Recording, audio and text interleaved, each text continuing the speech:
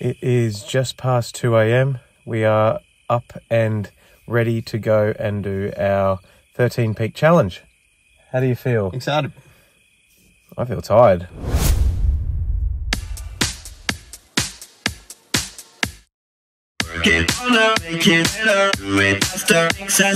Today was the long-awaited day that Stuart and I attempted to climb 13 glasshouse peaks in a day.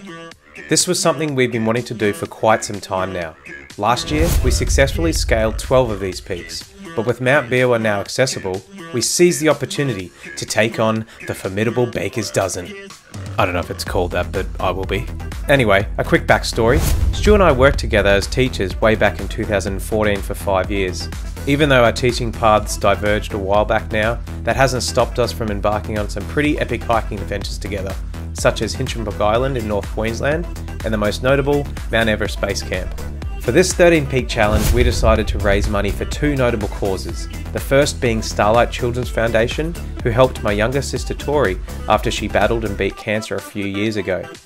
And the other being Hear and Say, an organisation that provided invaluable support to Stu's son Archie, who has profound hearing loss. At roughly 2:30 a.m. on the morning of the challenge, we arrived at our first glasshouse mountain, Mount Elimbah.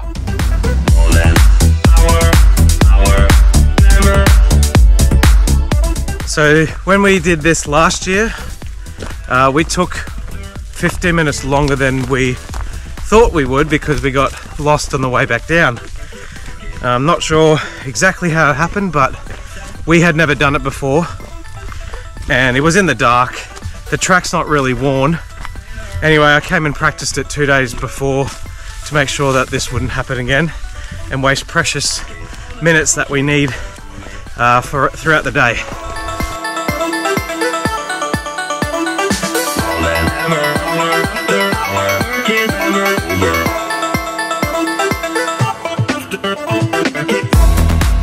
Number 1. Done.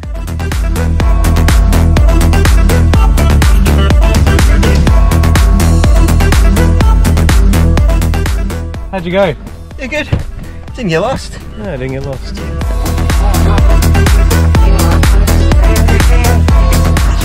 Paul, don't leave me behind.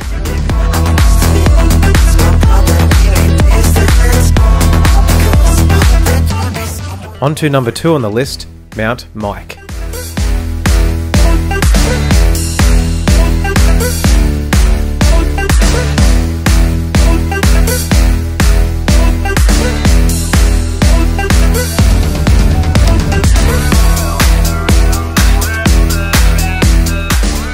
How do you pronounce this?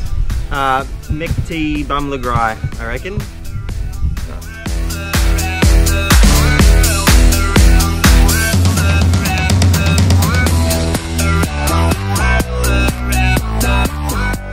After ticking off the first 2 relatively straightforward mountains, we now had our first challenge in the T-Twins.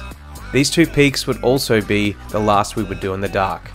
So we thought about bringing the bicycles and riding in from the car park to the T-Twins, but we opted not to because we didn't know how soft this track was going to be for the bikes, but we did factor in all the walking, so yeah, we should be okay.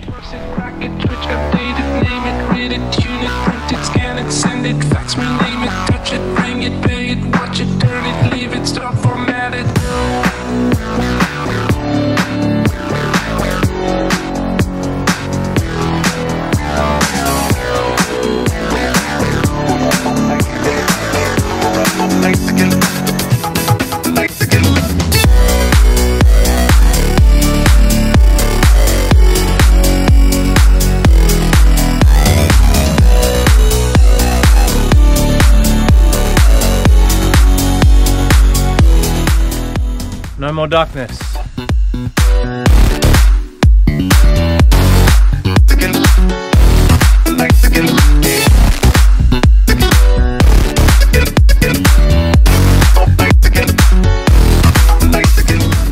Feels so much better to be in light now. Oh yeah.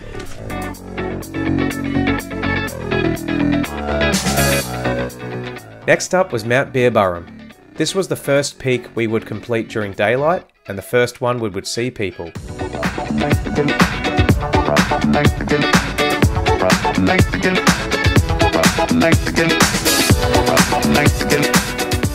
Nothing but a disgusting uphill concrete slog.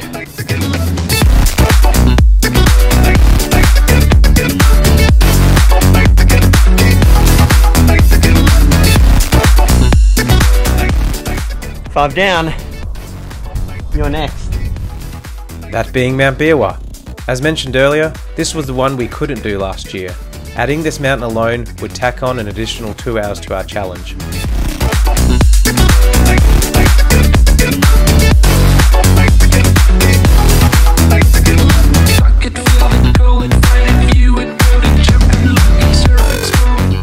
Okay, so we just got to the base of Beerwah. So we got 2 tests now. Biggest test of the day, Beerwah and Tibro. Once we've done those, On the home stretch.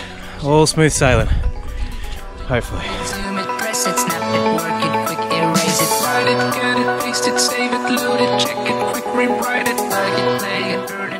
Did you bring sunscreen? No. Me neither.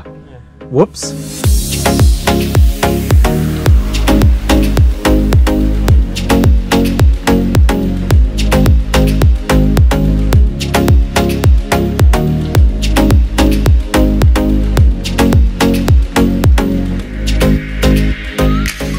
After the massive climb up Beerwah, it was nice to see some familiar faces on top.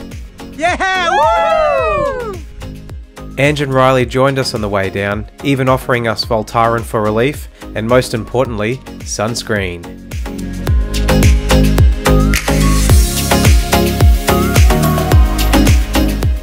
On to number 6, Mount Tibro.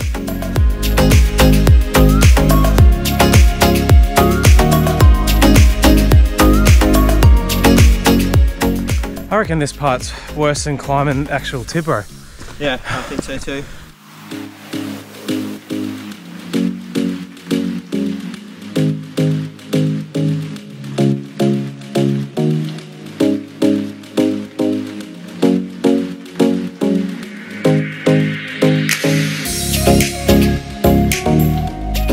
Halfway.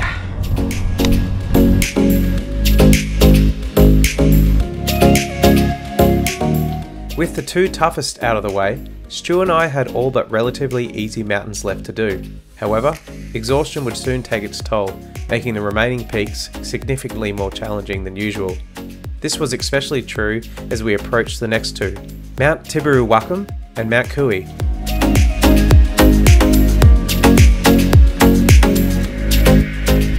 Number 8.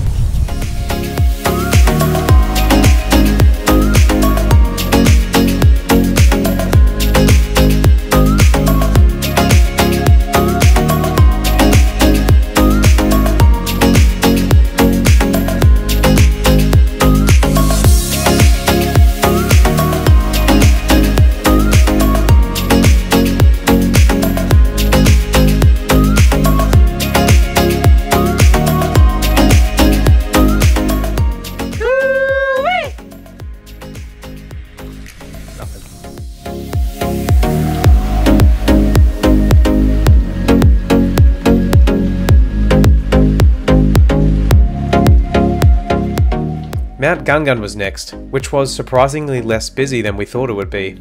Look at that prime spot right there.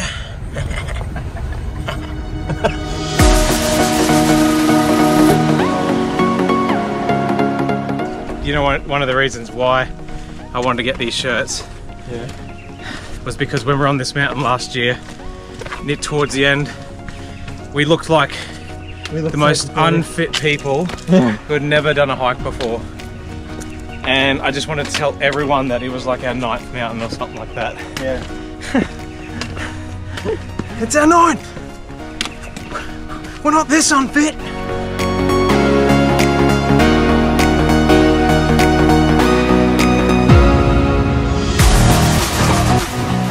Number 10.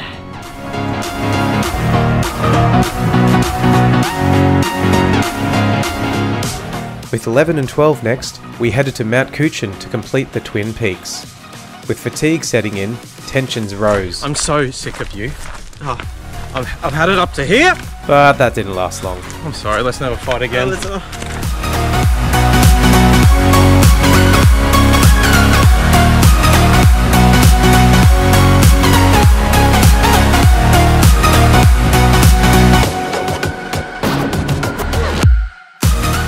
Preaching east.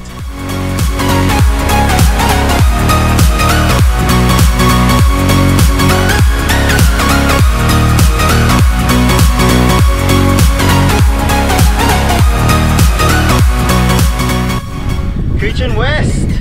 One to go.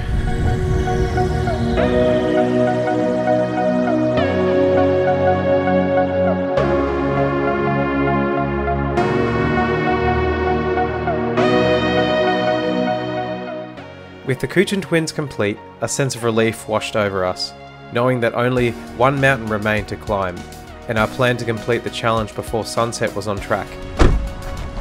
Well, we made it. We're going up to the top of Wild Horse now to meet our friends and family who are going to cheer us on the very final one.